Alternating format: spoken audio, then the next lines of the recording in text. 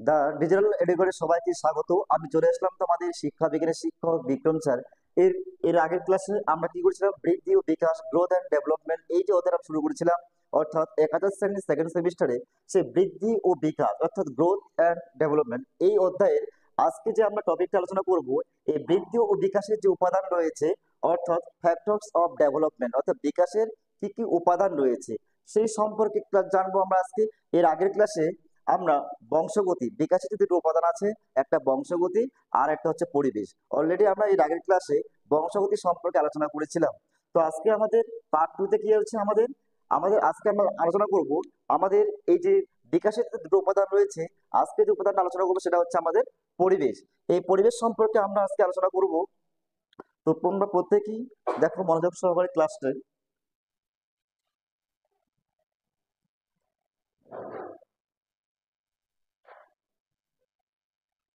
তো প্রথমে আমরা আলোচনা করবো বিকাশের যে উপাদান, ফ্যাক্টরস অফ ডেভেলপমেন্ট, অর্থাৎ পরিবেশ সম্পর্কে আলোচনা করবো। দুটো উপাদান, একটা বংশগতি আর একটা হচ্ছে পরিবেশ, ঠিক আছে।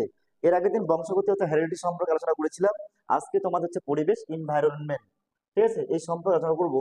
তো প্রথমে আমরা জানতে হবে পরিবেশ। এটা আমরা প্রত্যেকে জানি যে পরিবেশ কাকে বলে, ঠিক আছে। এটা আমরা ছোট ক্লাসে পড়েছিলাম যে আমাদের চারপাশে যা কিছু আমরা দেখতে পাচ্ছি, যে সমস্ত উদ্দীপক, ঠিক আছে, আমরা সেই উদ্দীপকের উপর কি ক্রিয়া প্রতিক্রিয়া করছি, আর উদ্দীপকগুলো আমাদের উপর কি প্রভাব বিস্তার করছে, সেগুলোকে আমরা কি বলি, পরিবেশ বলি, অর্থাৎ এনভায়রনমেন্ট, ঠিক আছে।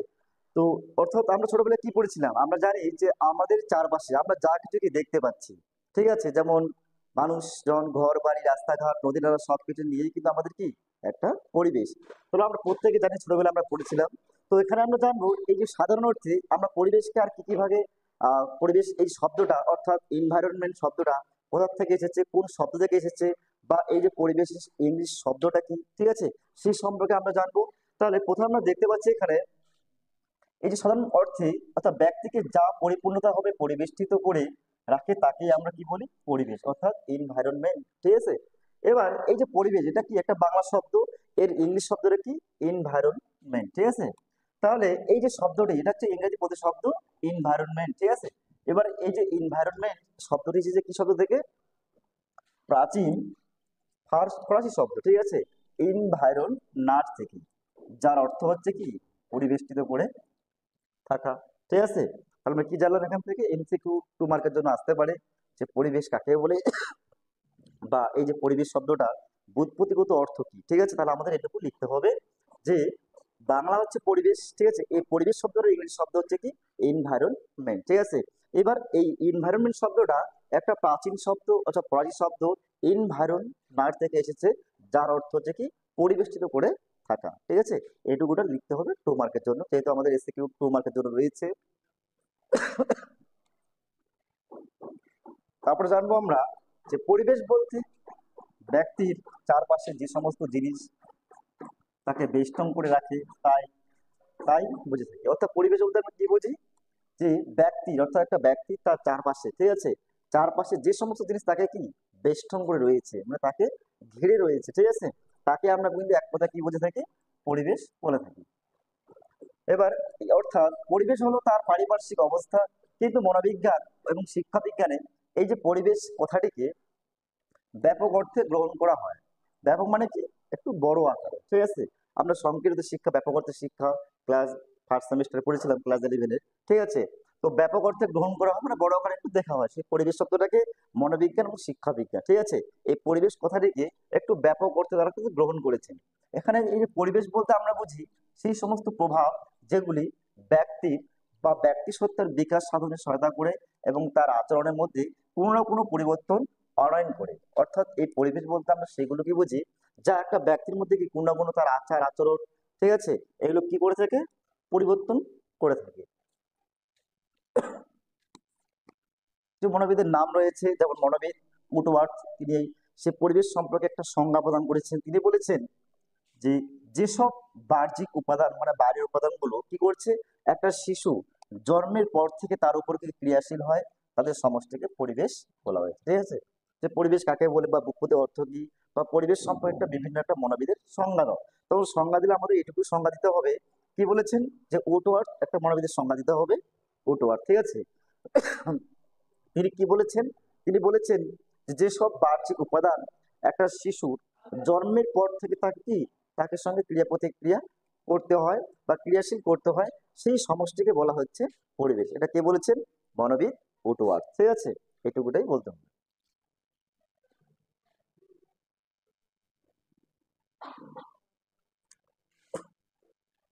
এবার আর একটা মনোবিদ বলেছেন, কি বলেছেন? স্টোন। ঠিক আছে, তিনি বলেছেন যে সকল উদ্দীপক একজন ব্যক্তিকে সারা জীবন উত্তেজিত করে, তার মধ্যে প্রতিক্রিয়া সৃষ্টি করে, সেগুলি সমষ্টি হচ্ছে পরিবেশ। ঠিক আছে, কি বলছে স্টোন?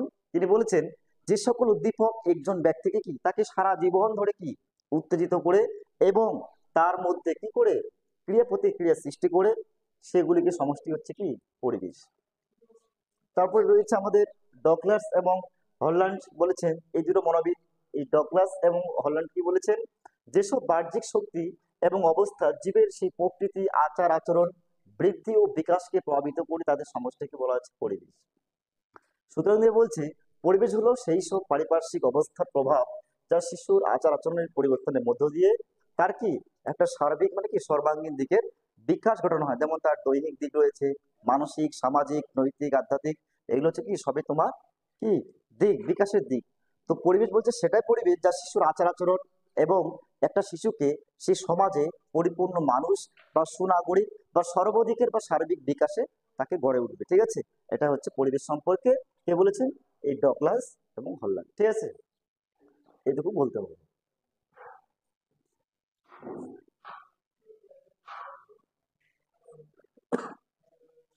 এবার রয়েছে আমাদের পরিবেশের বৈশিষ্ট্য। তাহলে পরিবেশটা ভালো করে যদি আমরা জানি, সেখান থেকে কি আমরা তার কি কিছু বৈশিষ্ট্য আমরা খুঁজে পাচ্ছি। ঠিক আছে, কারণ সেই বৈশিষ্ট্য জানতে গেলে আগে পরিবেশ কাকে বলে সেটা আমাদের ভালো করে কনসেপ্ট ক্লিয়ার করতে হবে, তারপরে আমরা আসবো পরিবেশের বৈশিষ্ট্য। ঠিক আছে, অর্থাৎ এনভায়রনমেন্ট যে ক্যারেক্টারিস্টিক রয়েছে, সেই পরিবেশের বৈশিষ্ট্য সম্পর্কে আমরা জানবো। তো প্রথমেই আমাদের যে বৈশিষ্ট্য দেওয়া আছে এখানে, গতিশীলতা বলছে পরিবেশ সর্বদাই কি গতিশীল, তাই পরিবেশের সঙ্গে মিথস্ক্রিয়ার মধ্য দিয়ে ব্যক্তি বিভিন্ন ধরনের কি অভিজ্ঞতা অর্জন করে। বলছে পরিবেশ হচ্ছে সর্বদা গতিশীল, আর এই গতিশীলতার জন্যই কি করে একটা শিশু বা একটা ব্যক্তি কি করে সেই পরিবেশ থেকে অনেক কি বিভিন্ন রকম কি জ্ঞান অর্জন করে থাকে, জ্ঞান বা অভিজ্ঞতা কিন্তু অর্জন করে থাকে। এটা হচ্ছে একটা পরিবেশের বৈশিষ্ট্য। দুই নম্বরে কি হচ্ছে ব্যাপকতা। বলছে পরিবেশ বলতে কোনো বিচ্ছিন্ন সীমিত বিষয়কে বোঝায় না, ব্যক্তি জীবনের মতো এটি সমভাবে বিস্তৃত। মনোবিজ্ঞানীগণ বলেছেন যে জন্ম থেকে এই যে মৃত্যু পর্যন্ত শিশু জৈবিক সত্তার উপর প্রভাব বিস্তারকারী সকল প্রকার উপাদানের এর অন্তর্ভুক্ত। বলছে তাহলে ব্যাপকতা কি বলছে? যে পরিবেশ বলতে কোনো বিচ্ছিন্ন বা সীমিত বিষয়কে বোঝায় না, ব্যক্তি জীবনের মতো এটি কি বলছে বিস্তারকারী সকল তার প্রকার উপাদান এর অন্তর্গত, অর্থাৎ বিভিন্ন মনোবিক। এবং কি বলেছেন যে জন্ম থেকে মৃত্যু পর্যন্ত একটা শিশুর তার যে জৈবিক সত্তার উপরে কিন্তু প্রভাব বিস্তারকারী সকল প্রকার উপাদান হচ্ছে এই পরিবেশের মধ্যে অন্তর্গত। ঠিক আছে, এই জন্য 2 নম্বর পয়েন্টে দিয়েছে ব্যাপকতা। এবার 3 নম্বরে হচ্ছে কি সক্রিয়তা দেওয়া আছে। বলছে পরিবেশের বৈশিষ্ট্য হলো সক্রিয়তা। তো বিশ্ব প্রকৃতি যে সমস্ত বিষয় শিশুকে উত্তেজিত করতে পারে তার সবই পরিবেশের অন্তর্গত। এই পরিবেশের এই সকল বিষয় সক্রিয় বলে শিশুকে কি প্রভাবিত করতে পারে। ঠিক আছে, অর্থাৎ সক্রিয়তা মানে কি অ্যাক্টিভনেস, অর্থাৎ পরিবেশের বৈশিষ্ট্য হচ্ছে কি সক্রিয়তা। ঠিক আছে, এই বিশ্ব প্রকৃতি যে সমস্ত বিষয় শিশুকে উত্তেজিত করে, অর্থাৎ আমরা যখন সংবেদন বা ধারণা যে আমরা টপিকটা জানলাম, ঠিক আছে, সংবেদন, প্রত্যক্ষণ এবং ধারণা, এই যে 3টে টপিক সম্পর্কে জানলাম, তখন কি করছে একটা ব্যক্তি, সংবেদন কাকে বলে আমরা বলেছিলাম ক্লাসে? সংবেদন হচ্ছে কি যে ইন্দ্রিয়ের মাধ্যমে কোনো একটা বস্তু সম্পর্কে একটা শিশু যখন কি করছে তার চেতনা জাগ্রত হচ্ছে, তাকে বলছি আমরা কি সংবেদন বা সেন্সেশন। তো এটা তো কি একটা উদ্দীপক, তো এটা একটা পরিবেশের কি উদ্দীপক। এই উদ্দীপক সম্পর্কে একটা ব্যক্তি কি করছে, তার মধ্যে কি একটা চেতনা কিন্তু জাগ্রত হচ্ছে, হচ্ছে না? যে এই রংটা হচ্ছে কি ব্ল্যাক নাকি? ঠিক আছে, এটা কি মেকানিক্যাল দিয়ে তৈরি, কোথায় পাওয়া যায়, এগুলো তো পরের পার্ট না। সংবেদন মানে কি কোনো একটা জিনিস শিশু দেখা মাত্রই তার কালারটা সম্পর্কে কিন্তু বলতে পারছে যে না এটা হচ্ছে ব্ল্যাক দেখতে। ঠিক আছে, তো সেটাই বলছে এই যে পরিবেশের বৈশিষ্ট্য হচ্ছে কি সক্রিয়তা। বিশ্ব প্রকৃতির যে সমস্ত বিষয় শিশুকে কি করে উত্তেজিত গড়ে তোলে করতে পারে তার সবই কিন্তু পরিবেশের অন্তর্ভুক্ত। আর পরিবেশের এই সকল বিষয় সক্রিয় বলে শিশুকে কি করতে পারে, তাকে প্রভাবিত করতে পারে। 4 নম্বর রয়েছে ধারাবাহিকতা। বলছে পরিবেশ আরেকটি গুরুত্বপূর্ণ বৈশিষ্ট্য হচ্ছে কি ধারাবাহিকতা। তাহলে পরিবেশের একটি গুরুত্বপূর্ণ মেন যে ফিউচার রয়েছে কি ধারাবাহিকতা, অর্থাৎ বিশ্ব প্রকৃতি এই ধারাবাহিকতা ভাবে এগিয়ে চলে। তাই মানুষ যতদিন বেঁচে থাকে ততদিন কিন্তু কি করে থাকে, সে পরিবেশের সঙ্গে কিন্তু মানিয়ে চলবে। ধারাবাহিকতা মানে কি, সেই কন্টিনিউ, ঠিক আছে, ধারাবাহিকতা ভাবে কি মেনে চলছে। একটা পরিবেশ একটি গুরুত্বর বস্তু কি হচ্ছে, তার পরিবেশের একটি মেইন ফিচার কি হচ্ছে, সেই ধারাবাহিকতা, ঠিক আছে। এবারে বিশ্ব প্রকৃতি যেমন এই ধারাবাহিকভাবে এগিয়ে যায়, ঠিক একটা শিশু কিন্তু সে যতদিন এই পরিবেশের সঙ্গে কি জন্মগ্রহণ করছে, যতদিন একটা শিশু সে জন্ম থেকে মৃত্যু পর্যন্ত যতদিন সেই পরিবেশে কিন্তু অবস্থান করছে, সেই ততদিন কি সেই পরিবেশের সঙ্গে কিন্তু অ্যাডজাস্টমেন্ট বা অভিযোজন করে চলছে, বা মানিয়ে নিয়ে চলছে, বা সঙ্গতি বিধান করে কিন্তু একটা শিশু কিন্তু চলছে, ঠিক আছে।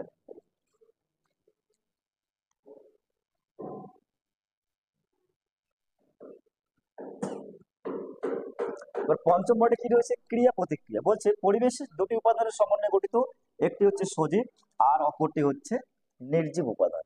মানুষের সঙ্গে পরিবেশের অন্যান্য উপাদানের ক্রিয়া প্রতিক্রিয়া ঘটে, ঠিক আছে। বলছে ক্রিয়া প্রতিক্রিয়া পরিবেশের দুটি উপাদানের সমন্বয়ে গঠিত, একটি হচ্ছে সজীব উপাদান আর একটা হচ্ছে নির্জীব উপাদান। আর মানুষের সঙ্গে এই দুটোই, অর্থাৎ সজীব উপাদান এবং নির্জীব উপাদান দুটোর সঙ্গে কি করছে, ক্রিয়া প্রতিক্রিয়া কিন্তু ঘটে চলছে। বলছে শক্তি সঞ্চারক, বলছে পরিবেশ হলো একটি শক্তি সঞ্চারক ক্রিয়াশীল মাধ্যম। এই পরিবেশের ক্রিয়াশীল মানুষের মধ্যে শক্তি সঞ্চয় করে, অর্থাৎ পরিবেশ থেকে একটা শিশু বিভিন্ন রকম কি সে শক্তি সঞ্চয় করছে। যেমন খাদ্য, খাদ্য কোথায় পাচ্ছে, পরিবেশ থেকে তো পাচ্ছে। সেই পরিবেশ থেকে খাদ্য গ্রহণ করার পর একটা ব্যক্তির মধ্যে কি হচ্ছে, তার বিভিন্ন শক্তি, সেই শক্তি যোগান দিচ্ছে কিন্তু খাদ্য থেকে। এবার বলছে সুতরাং দিয়ে বলছে যে উপসংহার দিয়ে বলছে যে পরিবেশ হলো আমাদের চারপাশে এমন এক বাহ্যিক শক্তি, যা সক্রিয় যা সক্রিয়তার সঙ্গে ধারাবাহিকভাবে ক্রিয়া প্রতিক্রিয়ার মাধ্যমে মানুষের আচার আচরণের মধ্যে কোনো কোনো পরিবর্তন নিয়ে আসে। আর এই পরিবর্তনে ব্যক্তিকে আদর্শ এবং সাংস্কৃতিক সুসম্পন্ন একটা সংস্কৃতি সম্পূর্ণ মানুষ গড়ে তোলে। বলছে এই পরিবেশের যে বাহ্যিক শক্তি, সেই সক্রিয়তা বা ধারাবাহিকতার মাধ্যমে সেই একটা শিশু সেই পরিবেশের মিশতে মিশতে কি হচ্ছে, ক্রিয়া প্রতিক্রিয়ার মাধ্যমে কি করছে, সেই ব্যক্তিকে একটা আদর্শ সংস্কৃতিবান, একটা সুনাগরিক বা একটা আদর্শ মানুষ বা সুনাগরিক বা সার্বিক দিকের বিকাশ কিন্তু গড়ে তুলছে এই পরিবেশ, ঠিক আছে।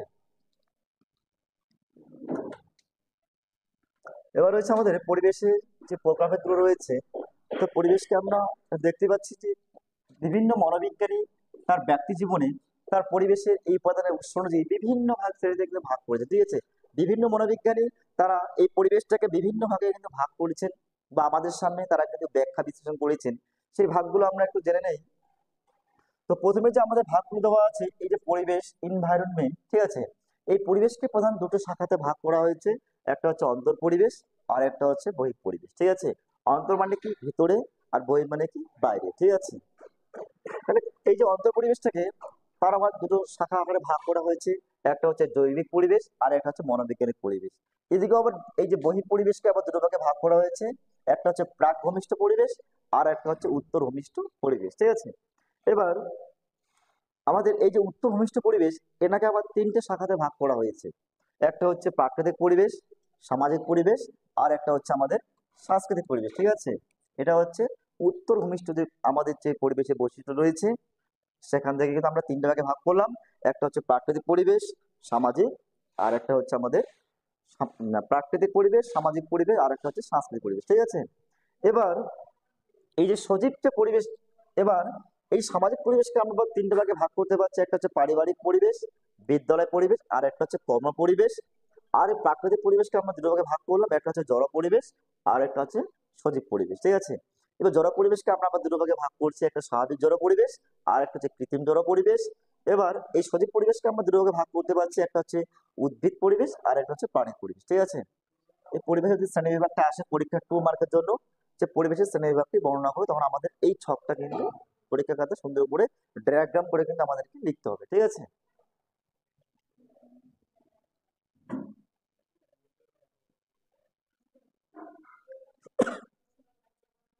এবার যে ভাগগুলো সম্পর্কে আমরা জানলাম, পরিবেশের যে ভাগগুলো আমরা আলোচনা করলাম ডায়াগ্রাম আকারে, সেই ভাগগুলো এখন এখন একটু বিস্তারিত হবে, ব্যাখ্যা বিশ্লেষণ করা আছে এই পয়েন্টের মাধ্যমে, ঠিক আছে। তো প্রথমে যে আমাদের কি করলাম, অন্তঃপরিবেশ, ঠিক আছে। এই যে অন্তর মানে কি, ভিতরে বললাম একটু আগেই, যে অন্তর পরিবেশের উপাদানগুলি ব্যক্তি নিজস্ব সত্তার অংশ। বলছে এই অন্তর পরিবেশের যে উপাদানগুলি হচ্ছে ব্যক্তি নিজস্ব কি একটা সত্তার অংশ।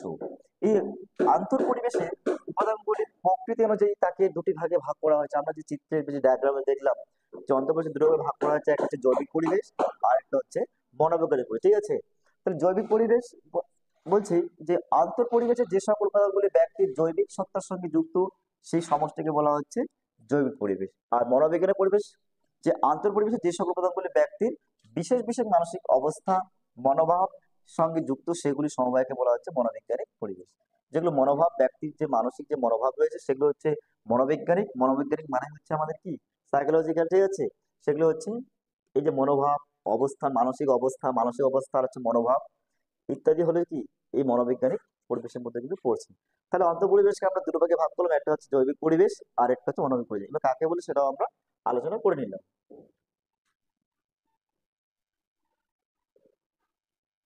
এবার হচ্ছে বহিঃ পরিবেশ।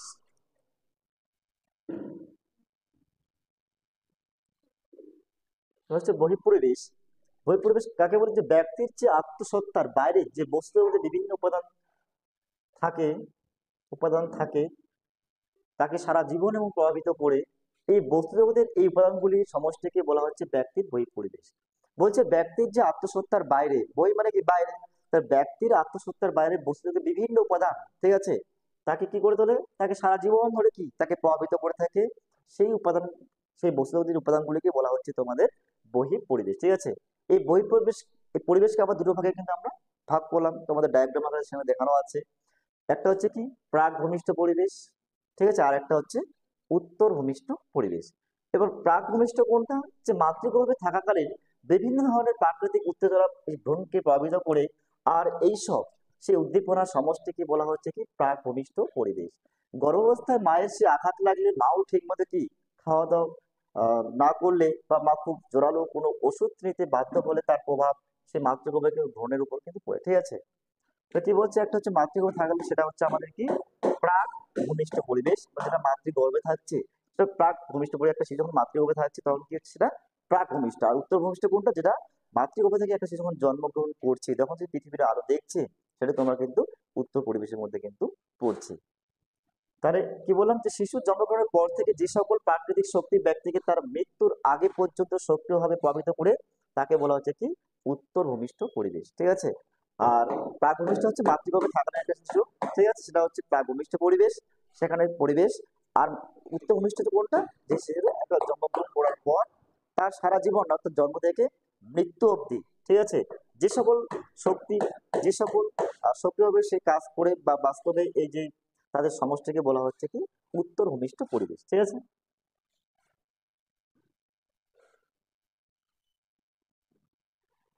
এবার এই যে উত্তর ভূমিষ্ঠ পরিবেশ, এই পরিবেশকে জীবের বিভিন্ন ক্ষেত্রে অবস্থান করে তাকে আবার তিনটে ভাগে কিন্তু ভাগ করা হচ্ছে উত্তর ভূমিষ্ঠ। একটা হচ্ছে কি প্রাকৃতিক পরিবেশ, ঠিক আছে। এই প্রাকৃতিক পরিবেশ কাকে বলে? যে পার্থিব যে সকল শক্তি মানুষকে প্রভাবিত করে তাই হচ্ছে কি প্রাকৃতিক পরিবেশ। যে পার্থিব যে সকল শক্তি কি করে একটা মানুষকে প্রভাবিত করে তাকে বলা হচ্ছে কি আমাদের প্রাকৃতিক পরিবেশ। প্রাকৃতিক পরিবেশে বিভিন্ন কি পাচ্ছি আমরা? বিশেষ জলবায়ু পাচ্ছি, আবহাওয়া, ভৌগোলিক অবস্থার পার্থক্য অনুযায়ী মানুষের জীবন প্রকৃতি এবং জীবনযাত্রার প্রণালী, গায়ের রং প্রভৃতির মধ্যে যথেষ্ট বৈচিত্র্য দেখা যায়। এই প্রাকৃতিক শিশুর জৈবিক এবং মানসিক চাহিদাকে কি পরিতৃপ্তির মাধ্যমে তার জীবনের সর্বাঙ্গীন বিকাশে বিশেষভাবে কিন্তু সহায়তা করে। তার প্রাকৃতিক পরিবেশ আমরা কি পাচ্ছি? জলবায়ু পাচ্ছি, ঠিক আছে, জলবায়ু পাচ্ছি, আর কি পাচ্ছি? গায়ের রং, আবহাওয়া, ভৌগোলিক অবস্থান। কিন্তু প্রাকৃতিক পরিবেশের মধ্যে আমরা যেগুলো প্রকৃতির দান, যেমন জল, ঠিক আছে, আলো, এগুলো কি এগুলো হচ্ছে প্রাকৃতিক দান রয়েছে। সেগুলো দেখতে পাচ্ছি আমরা জলবায়ু, আবহাওয়া, ভৌগোলিক, যেমন গায়ের রং, ঠিক আছে, ইত্যাদি হচ্ছে যতগুলো বৈচিত্র্য দেখা যাচ্ছে। এই প্রাকৃতিক শিশুর জৈবিক এবং মানসিক চাহিদা কি পরিতৃপ্তির মাধ্যমে তার জীবনে একটা সর্বাঙ্গীন মানে একটা আদর্শ সর্বাঙ্গীন সর্বদিকের বিকাশে বিশেষ সদাগর থেকে আমাদের কি প্রাকৃতিক পরিবেশ। আর এবার এই প্রাকৃতিক এই পরিবেশের যে বিজ্ঞানীরা এই প্রাকৃতিক পরিবেশকে আবার দুটো ভাগে ভাগ করেছে, যথাযথ দেওয়া আছে। একটা হচ্ছে জড় পরিবেশ, ঠিক আছে। জড় পরিবেশ কি? যে জড় পরিবেশ বলতে প্রাকৃতিক পরিবেশ কি সমস্ত বস্তু বা বিষয়কে বোঝায় যাদের কি প্রাণ নেই। তো জানি আমরা যে জীব, জড় কাকে বলে আর জীব কাকে বলে। জড় আর জীবের মধ্যে পার্থক্য ছোটবেলায় আমরা পড়েছিলাম, ঠিক আছে। তো জড় পরিবেশ বলতে প্রাকৃতিক পরিবেশের যে সমস্ত বস্তু বা বিষয়কে বোঝায় যাদের কি প্রাণ নেই। যেমন কি পাহাড় রয়েছে, পর্বত, নদ নদী, গ্রহ, তারা প্রভৃতি নিয়ে গঠিত পরিবেশকে বলা হচ্ছে কি জড় পরিবেশ, ঠিক আছে। এগুলো কি জড় মানে কি যাদের কি নাই প্রাণ নেই। কিন্তু আমরা ছোটবেলায় যখন আমাদের বয়সটা ছোট ছিল, কত বছর, 2 বছর কিংবা 2.5 বছর ছিল, তখন ধরো না খেলতে খেলতে প্রথমে পড়ে গেলাম, ঠিক আছে। পড়ে যাওয়ার পর কি হয় বলতো? কি হয়, যখন মা সেই বস্তুটাকে কি দেয়, একটু মার দেয়, আমরা কি হয়ে যাচ্ছি, চুপ হয়ে যাচ্ছি, নাকি? মানে ওকে মারলো মানে কি, আমি চুপ হয়ে গেলাম, মানে ওর ব্যথা লাগিয়েছে, নাকি? আমি চুপ করে গেলাম। এটা কেমন হয়? এখন তো হয় না আমাদের। এখন কি হয়, আমরা তখন জানি যে সব কিছুরে কি প্রাণ রয়েছে, যে ওকে মারলে হয়তো ওরও কি ব্যথা লাগতে পারে, ঠিক আছে। এখন তো আমরা বড় হচ্ছে, এখন আমরা জানছি যে না, কোনটা জড়ো আর কোনটা জীব, কাকে লাগলে ব্যথা লাগবে, কাকে লাগবে না, ঠিক আছে। কিন্তু ছোটবেলায় তো আমরা তো জানতাম না যে কোনটা জড়ো, কোনটা জীব, ঠিক আছে। আমরা জানি যে প্রত্যেকের মধ্যে কি প্রাণ আছে, যে ওকে মারলেও হয়তো আমার ব্যথাটা কি কমবে, বা আমরা হিংসার মধ্যে ভাবটা একটা থাকে না, সেই সময়টা, তো সেটাই বলছি। এবার এই জড় পরিবেশ আবার দুই প্রকার, একটা স্বাভাবিক আর একটা হচ্ছে কৃত্রিম জড় পরিবেশ। এবার এই পরিবেশের প্রভাবের মধ্যে আমরা পড়বো প্রথমে এই যে স্বাভাবিক জড় পরিবেশ। তো যে প্রাকৃতিক পরিবেশে স্বাভাবিকভাবে যে সমস্ত জড় বস্তু সৃষ্টি হয়েছে তাই হচ্ছে স্বাভাবিক জড় পরিবেশ, যেমন জল, বায়ু, তাপ, এগুলো কি, এগুলো হচ্ছে প্রাকৃতিক দান, ঠিক আছে। এগুলো হচ্ছে স্বাভাবিক জড় পরিবেশ, স্বাভাবিকভাবে সৃষ্টি হয়েছে, এগুলো আমাদের বানানো কোনো নেই, ঠিক আছে। এবার কৃত্রিম জড় বস্তু কিন্তু যে সমস্ত জড় পরিবেশ এই মানুষ কৃত্রিম ভাবে সৃষ্টি করেছে তাই হচ্ছে কি কৃত্রিম পরিবেশ, যেমন কি নগর, শিল্পক্ষেত্র, কৃষিক্ষেত্র, এগুলো হচ্ছে মানুষ তৈরি করেছে, তার জন্য যেটা হচ্ছে কৃত্রিম জড় পরিবেশ। আর স্বাভাবিক মানে জড় পরিবেশ কোনটা, যেটা স্বাভাবিক থাকে, প্রকৃতির দান, ঠিক আছে, যেমন আলো, জল, বায়ু, বৃষ্টি, কিছু প্রাকৃতিক দান, ঠিক আছে, এটা আমাদের উপর নির্ভর করে না। এই হচ্ছে প্রাকৃতিক সম্পদ, ঠিক আছে। আর মানব সম্পদ কোনগুলো, যেগুলো আমাদের মধ্যে রয়েছে, প্রত্যেকের মধ্যে রয়েছে, কি কি রয়েছে আমাদের মধ্যে, যেগুলো আমরা মানব সম্পদ বলে থাকি, হাত হবে না, ঠিক আছে। প্রাকৃতিক সম্পদ বলছি আমরা জল, বায়ু, আবহাওয়া, এগুলো হচ্ছে প্রাকৃতিক সম্পদ। তাহলে মানব সম্পদ কোনগুলো? মানব সম্পদ হচ্ছে আমাদের কি বুদ্ধি, আমাদের পরিশ্রম, এগুলো হচ্ছে আমাদের কি মানব সম্পদ, ঠিক আছে। আমরা যদি মানব সম্পদটাকে ভালোভাবে কাজে লাগাই, আমরা অনেক কিছু কিন্তু ভালো ভালো জায়গায় কি পৌঁছতে পারি। আর মানব সম্পদ গুলো যখন আমরা প্রাকৃতিক সম্পদের ক্ষেত্রে কাজে লাগিয়ে মানুষ কিন্তু অনেক কিছু কি জিনিসপত্র তৈরি করতে পারছি। আজকে একটা গাছ, এই গাছটাকে কি, গাছটাকে মানুষ কি করছে, তার বুদ্ধি লাগাচ্ছে, পরিশ্রম করছে, সেই বুদ্ধি পরিশ্রম লাগিয়ে তার গাছ থেকে কিন্তু কি অনেক কিছু কিন্তু আমরা জিনিসপত্র কি তৈরি করতে কিন্তু পারছি। আমাদের পরিবেশে 3 ভাগ জল, 1 ভাগ কিন্তু স্থল। জল 3 ভাগ, স্থল হচ্ছে আমাদের 1 ভাগ। কিন্তু মানুষ কি করেছে, তার বুদ্ধি আর পরিশ্রমটাকে কাজে লাগিয়ে কি করলো, সে 3 ভাগ জল দিয়ে কি করলো, একটা জলবিদ্যুৎ কিন্তু তৈরি করতে পারলো। যেগুলো প্রকৃতির নাম ছিল জল, 3 ভাগ জল, 1 ভাগ স্থল। এবার মানুষ কি করছে, বুদ্ধি লাগালো এবং পরিশ্রম করলো। এবার মানুষ যদি তার মানব সম্পদকে কাজে না লাগাতো, তার বুদ্ধিকে যদি কাজে না লাগাতো, তার পরিশ্রম যদি কাজে না লাগাতো, তার জলবিদ্যুৎ তৈরি করতে পারতাম? কখনোই পারতাম না। তা মানুষ কি করছে, তার যে মানব সম্পদ, মানব সম্পদ কি করছে, প্রাকৃতিক সম্পদের কাজে লাগিয়ে মানুষ কিন্তু বিভিন্ন নিত্য নতুন কিন্তু জিনিস তৈরি করতে কিন্তু পারছে, ঠিক আছে, আমাদের দেশে। আর কৃত্রিম জল পরিবেশ কোনগুলো, শিল্পক্ষেত্র, এগুলো মানুষ মানুষ তৈরি করেছে। কৃষিক্ষেত্র কি তৈরি করেছে, মানুষ তৈরি করেছে। নগর কে তৈরি করেছে, মানুষ তৈরি করেছে, ঠিক আছে। এগুলো সবই হচ্ছে কৃত্রিম জল পরিবেশ। আর স্বাভাবিক জল পরিবেশ কোনগুলো, আলো, জল, বায়ু, তাপ, ঠিক আছে। এবার সজীব চলে আসলাম আমরা, যে উদ্ভিদ ও প্রাণী নিয়ে গঠিত পরিবেশ কি বলা হচ্ছে সজীব পরিবেশ, যে উদ্ভিদ আর প্রাণী, ঠিক আছে, উদ্ভিদ আর প্রাণীকে নিয়ে তৈরি হয়েছে কি সজীব পরিবেশ। অর্থাৎ এই প্রকৃতির সজীব পদার্থ নিয়ে গঠিত পরিবেশ হলো সজীব পরিবেশ। আর এই সজীব পরিবেশকে 2 প্রকারের ভাগে ভাগ করা হয়েছে, একটা হচ্ছে উদ্ভিদ পরিবেশ আর একটা হচ্ছে প্রাণী পরিবেশ, ঠিক আছে। তাহলে উদ্ভিদের মধ্যে কি কি পাচ্ছি আমরা, গুল্ম পাচ্ছি, লতা পাচ্ছি, বৃক্ষ পাচ্ছি, ইত্যাদিকে নিয়ে গঠিত পরিবেশ হচ্ছে কি উদ্ভিদ পরিবেশ। আর প্রাণী পরিবেশ কোনগুলো, পরিবেশে বিভিন্ন প্রকার প্রাণী, যেমন মানুষ ছাড়াও অন্যান্য প্রাণী যথা গরু রয়েছে, ছাগল, কুকুর, বিড়াল, হরিণ, পাখি, মাছ, বাঘ প্রভৃতি হচ্ছে কি, এর হচ্ছে প্রাণী পরিবেশ বলা হয়, ঠিক আছে। তাহলে জানলাম যে উদ্ভিদ পরিবেশ কোনগুলো আর প্রাণী পরিবেশ কোনগুলো। উদ্ভিদ মানে কি গুল্ম, বিভিন্ন রকম ঘাস জাতীয়, ঠিক আছে, লতা, বৃক্ষ, এগুলো সমস্ত হচ্ছে উদ্ভিদ, ঠিক আছে। আর প্রাণী হচ্ছে যেগুলো মানুষ ছাড়াও, মানুষ তো হয় 1 নম্বরে মানুষ রয়েছে, মানুষ ছাড়াও কি রয়েছে, গরু, ছাগল, ঠিক আছে, বিড়াল, হরিণ, পাখি, মাছ, বা তোমরা কিছুদিন আগে চিড়িয়াখানা গেছো নর্থ বেঙ্গলে, সাফারিতে গেছো, অনেক কিছু কি জিনিসপত্র দেখতে পেয়েছো। যদিও আমি যেতে পারিনি বিভিন্ন সমস্যার কারণে, আমি যেতে পারিনি সেই দিনটাতে, ঠিক আছে। দেখি ভবিষ্যতে যদি কোনোদিন যেতে হয় অবশ্যই যাবো, ঠিক আছে।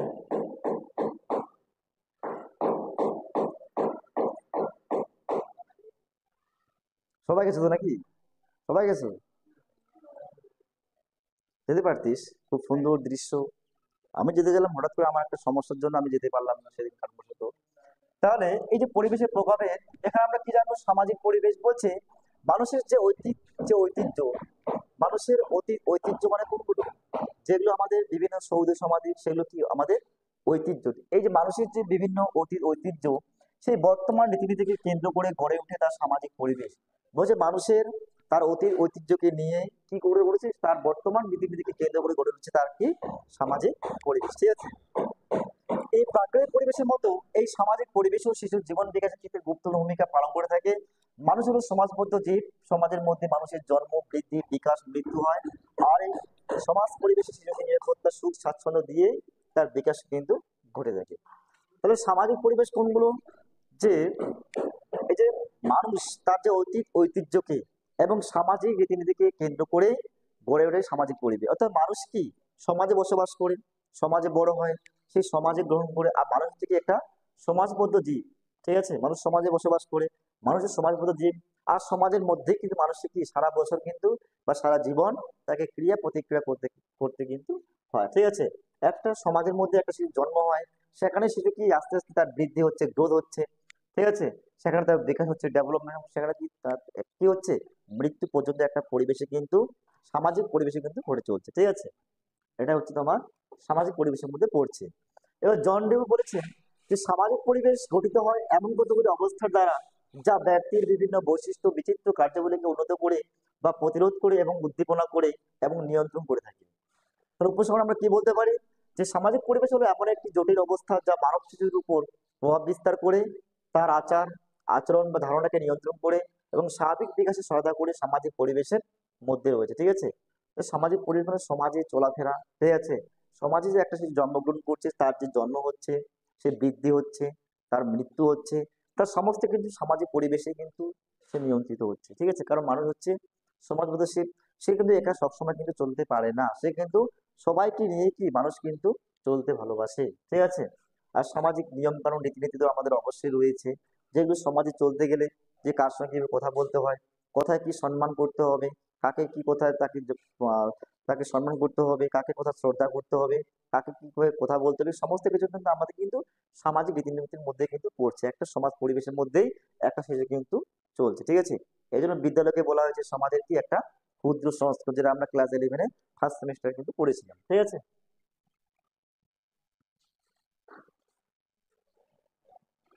এবার রয়েছে আমাদের প্রাকৃতিক পরিবেশ। এই প্রাকৃতিক পরিবেশ কি রয়েছে, যে পরিবার থেকে শিশু তার সামাজিক শিক্ষার প্রথম পাঠ গ্রহণ করে এবং তার নৈতিক বিকাশের সূচনা হয়। এখান থেকে শিশু সামাজিক আচার আচরণ, লোকাচার, লোকনীতি প্রভৃতি শিক্ষা লাভ করে থাকে। বলছে এই যে পারিবারিক পরিবেশ, বলছে পরিবার থেকে কি তার প্রথম কি শিক্ষাটা শুরু হয়, কোথা থেকে, পরিবার থেকে। তার শিশুর প্রথম বিদ্যালয় হচ্ছে তার কিন্তু পরিবার। তারপরে সে যাচ্ছে কোথায়, প্রাক প্রাক প্রাথমিক, তারপরে প্রাথমিক, তারপরে মাধ্যমিক।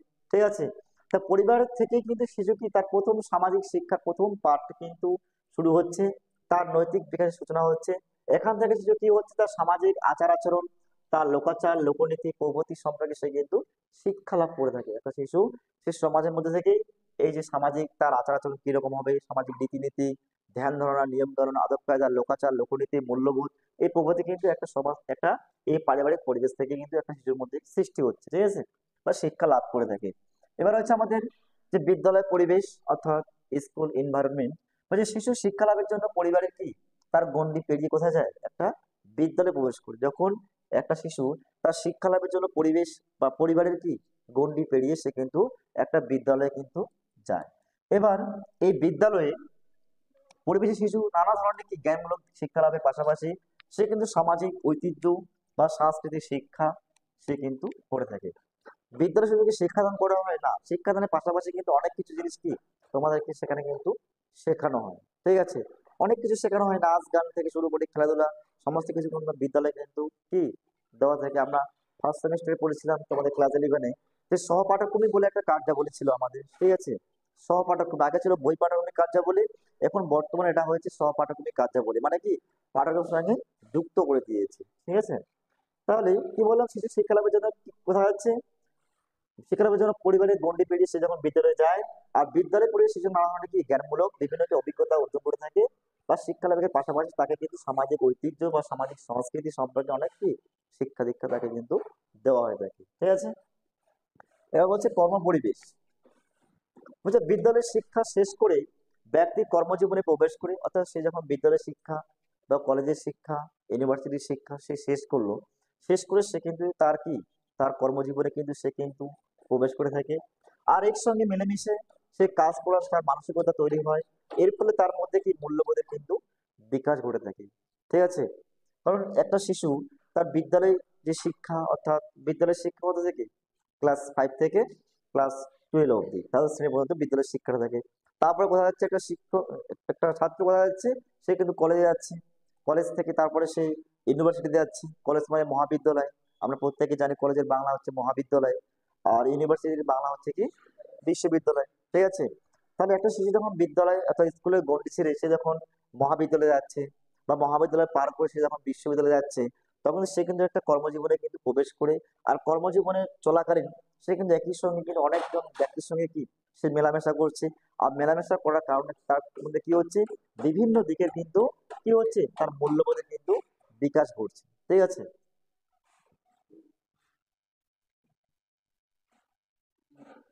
তো লাস্ট জানবো আমরা সাংস্কৃতিক পরিবেশ। ঠিক আছে, তাহলে এই যে সাংস্কৃতিক পরিবেশ বলতে সমাজে বসবাসকারী মানুষ সাধারণত কি সামাজিক রীতিনীতি, ধ্যান ধারণা, কথা, লোকাচার, লোকরীতি, মূল্যবোধ প্রভৃতি আদান প্রদান চর্চার মাধ্যমে গঠিত এক বিশেষ অবস্থাকে বোঝানো হয়েছে। তা প্রত্যক্ষ এবং পরোক্ষভাবে সমাজকে সুশৃঙ্খল ভাবে এগিয়ে চলতে সাহায্য করে এবং ব্যক্তি জীবনের বিকাশে কিন্তু খুবই গুরুত্বপূর্ণ একটা ভূমিকা কিন্তু পালন করে থাকে আমাদের সাংস্কৃতিক পরিবেশ। ঠিক আছে, তাহলে সাংস্কৃতিক পরিবেশ আমরা কি বললাম এখানে, সামাজিক সামাজিক রীতিনীতি। ঠিক আছে, সামাজিক রীতিনীতি, ধ্যান ধারণা, আদব কায়দা, ঠিক আছে, তারপরে লোকাচার, তারপরে লোকনীতি, মূল্যবোধ, এই সমস্ত হচ্ছে কি আমাদের মধ্যে সাংস্কৃতিক পরিবেশ। ঠিক আছে, বিভিন্ন রকম সাংস্কৃতিক, আরো বিভিন্ন রকম সাংস্কৃতিক পরিবেশ রয়েছে। মানে মেন হচ্ছে তোমার আচার আচরণ। ঠিক আছে, এই যে আচার আচরণ, নিয়ম কায়দা, যখন আমরা বিদ্যালয় থেকে যখন আমরা কলেজে গেলাম, এবং কলেজ থেকে পাশ করার পর আমরা ধরুন একটা ভালো ইউনিভার্সিটিতে ভর্তি হচ্ছি, কোথায়, আশুতোষ মুখোপাধ্যায় করে হচ্ছে আমাদের কলকাতা। এবার আমরা যে জলপাইগুড়ি ডিস্ট্রিক্ট থেকে আমরা যে যাচ্ছি কলকাতা ডিস্ট্রিক্টে বা কলকাতা জেলাতে যাচ্ছি, সেখানকার পরিবেশ আমাদের জলপাইগুড়ির পরিবেশ কিন্তু কি একই রকম থাকবে? থাকবে না। সেখানকার কথাবার্তার স্টাইলটা থাকবে অন্যরকম, সেখানকার পোশাকের ধরনটা থাকবে কি অন্যরকম। ঠিক আছে, এই যে তুমি যে সবার সঙ্গে কি মানিয়ে চলছো, তুমি এখান থেকে গিয়ে অন্য দেশে গিয়ে তুমি কি মানিয়ে চলছো, তাদের সঙ্গে তুমি মিশে যাচ্ছ। নাহলে তো মানুষ, অনেক মানুষকে অনেকভাবে তোমাকে অনেক কিছু কি বলতে পারে কিন্তু। তাহলে এই যে তুমি তাদের সঙ্গে মিশে কি তাদের সঙ্গে সম্মতি বিধান করছো বা অ্যাডজাস্টমেন্ট করছো বা মিলেমিশে থাকছো, ঠিক আছে, এটা হচ্ছে তোমাদের সাংস্কৃতিক পরিবেশ। আরো বিভিন্ন রকম সাংস্কৃতিক পরিবেশ রয়েছে, যেমন লোকনীতি রয়েছে, মূল্যবোধ রয়েছে, বিভিন্ন ধ্যান ধারণা। ঠিক আছে, এগুলো তোমার সাংস্কৃতিক পরিবেশের মধ্যে কিন্তু পড়ছে। সুতরাং যে ব্যক্তির অস্তিত্ব প্রাকৃতিক, সামাজিক এবং পারিবারিক ইত্যাদি সকল প্রকার পরিবেশের মধ্যে বর্তমান থাকে, তাই তার উপর পরিবেশের প্রভাব কিন্তু সবসময় সামগ্রিক। বলছে একটা ব্যক্তির যে অস্তিত্ব তার প্রাকৃতিক, সামাজিক এবং সাংস্কৃতিক পরিবেশের উপরে কিন্তু সে কিন্তু নির্ভর করে থাকে।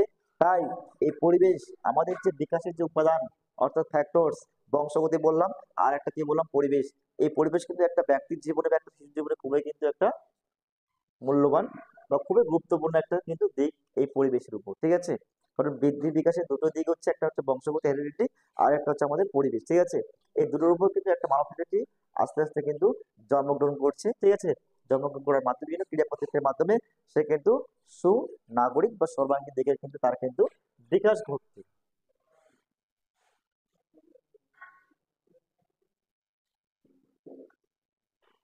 তাহলে আজকে যে আমরা টপিকটা সম্পর্কে জানলাম সেটা হচ্ছে আমাদের বিকাশের যে উপাদান রয়েছে, সেই উপাদানের মধ্যে আমরা আজকে জানলাম,